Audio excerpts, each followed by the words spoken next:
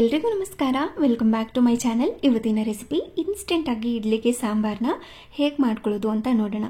ಕೇವಲ 10 ನಿಮಿಷ ಟೈಮ್ ಇದ್ರೆ ಸಾಕು, ಇನ್ಸ್ಟೆಂಟ್ ಆಗಿ ಮಾಡ್ಕೋಬಹುದು. ಯಾವುದೇ ತರ ಬೇಳೆನ ಬೇಯಿಸ್ಕೊಂಡು ಸೇರಿಸ್ಕೊಳ್ಳೋ ಅಗತ್ಯ ಇಲ್ಲ.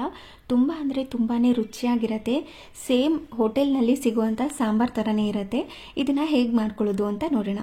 ಮೊದಲಿಗೆ ಒಂದು ಪ್ಯಾನ್ ಬಿಸಿ ಮಾಡಲಿಕ್ಕೆ ಇಟ್ಕೊಂಡು ಅದಕ್ಕೆ ಎಣ್ಣೆನ ಹಾಕಿ, ಅದು ಕಾದಾದ ನಂತರ ಸ್ವಲ್ಪ ಸಾಸಿವೆ, ಸ್ವಲ್ಪ ಜೀರಿಗೆ, ಕ್ರಷ್ ಮಾಡಿ ಇಟ್ಕೊಂಡಿರುವಂಥ ಬೆಳ್ಳುಳ್ಳಿ, ಸ್ವಲ್ಪ ಕರಿಬೇವಿನ ಸೊಪ್ಪನ್ನ ಹಾಕಿ 2 ರಿಂದ 3 ಹಸಿಮೆಣಸಿನಕಾಯಿನ ಈ ರೀತಿ ಸ್ಲಿಟ್ ಮಾಡಿ ಸೇರಿಸಿ ಇದನ್ನ ಸ್ವಲ್ಪ ಹೊತ್ತು ಚೆನ್ನಾಗಿ ಮಿಕ್ಸ್ ಮಾಡಿಕೊಂಡು ಫ್ರೈ ಮಾಡ್ಕೋಬೇಕು.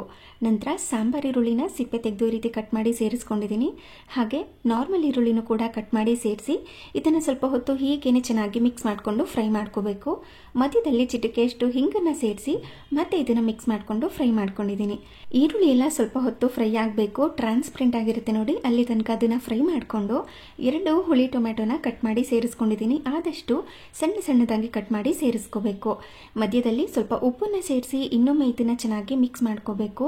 ಹಾಕಿರುವಂತ ಟೊಮೆಟೊ ಎಲ್ಲ ಸಾಫ್ಟ್ ಆಗಿ ಇರಬೇಕು, ಅಲ್ಲಿ ತನಕ ಇದನ್ನ ಮಿಕ್ಸ್ ಮಾಡಿಕೊಂಡು ಫ್ರೈ ಮಾಡ್ಕೊಂಡಿದ್ದೀನಿ. ಹುಳಿಗೆ ಟೊಮೆಟೊ ಹಾಕೊಂಡ್ರೆ ಸಾಕಾಗುತ್ತೆ, ಎಕ್ಸ್ಟ್ರಾ ಹುಣಸೆ ಹಣ್ಣಿನ ಹುಳಿ ಏನು ಬೇಕಾಗಿರೋದಿಲ್ಲ. ಟೊಮೆಟೊ ಎಲ್ಲ ಸಾಫ್ಟ್ ಆದ ನಂತರ 2 ಸ್ಪೂನ್ ಅಷ್ಟು ಕಡಲೆ ಹಿಟ್ಟಿಗೆ ಸ್ವಲ್ಪ ನೀರನ್ನು ಸೇರಿಸಿ 1 ಗಂಟೆ ಇಲ್ದಂಗೆ ಮಿಕ್ಸ್ ಮಾಡಿಕೊಂಡು ಇದರೊಳಗಡೆ ಸೇರಿಸ್ಕೊಂಡಿದ್ದೀನಿ. ನಂತರ 2 ಸ್ಪೂನ್ ಅಷ್ಟು ಸಾಂಬಾರ್ ಪುಡಿನ ಹಾಕಿ ಇದನ್ನ ಸಿಮ್ನಲ್ಲಿ ಇಟ್ಕೊಂಡು ಚೆನ್ನಾಗಿ ಮಿಕ್ಸ್ ಮಾಡ್ಕೋಬೇಕು. ಕಡಲೆ ಹಿಟ್ಟಿನ ಹಸಿ ವಾಸನೆ, ಸಾಂಬಾರ್ ಪುಡಿಯ ಘಾಟು 2 ಕೂಡ ಹೋಗಬೇಕು, ಅಲ್ಲಿ ತನಕ ಇದನ್ನ ಮಿಕ್ಸ್ ಮಾಡಿಕೊಂಡು ನಂತರ ಸಾಂಬಾರ್ಗೆ ತಕ್ಕಂತೆ ನೀರನ್ನ ಹಾಕಿ ಚೆನ್ನಾಗಿ 1 ಗಂಟೆ ಇಲ್ದಂಗೆ ಮಿಕ್ಸ್ ಮಾಡ್ಕೊಂಡಿದ್ದೀನಿ. ತೆಳುವಾಗಿ ಬೇಕಿದ್ರೆ ತೆಳುವಾಗಿ, ಗಟ್ಟಿಯಾಗಿ ಬೇಕಿದ್ರೆ ಗಟ್ಟಿಯಾಗಿಯೂ ಕೂಡ ಮಾಡ್ಕೋಬಹುದು. ನಂತರ ರುಚಿಗೆ ತಕ್ಕಷ್ಟು ಉಪ್ಪು, ಸ್ವಲ್ಪ ಬೆಲ್ಲನ ಹಾಕಿ ಕುದಿಸ್ಕೊಂಡು ಕೊನೆಯಲ್ಲಿ ಕೊತ್ತಂಬರಿ ಸೊಪ್ಪನ್ನು ಹಾಕಿ ಚೆನ್ನಾಗಿ ಮಿಕ್ಸ್ ಮಾಡ್ಕೊಂಡ್ರೆ ಸಖತ್ ಟೇಸ್ಟಿಯಾಗಿ ಹಾಗೆ ಅಷ್ಟೇ ಸಿಂಪಲ್ ಆಗಿ ಮಾಡ್ಕೊಳ್ಳುವಂತಹ ಇಡ್ಲಿ ಸಾಂಬಾರ್ ರೆಡಿ.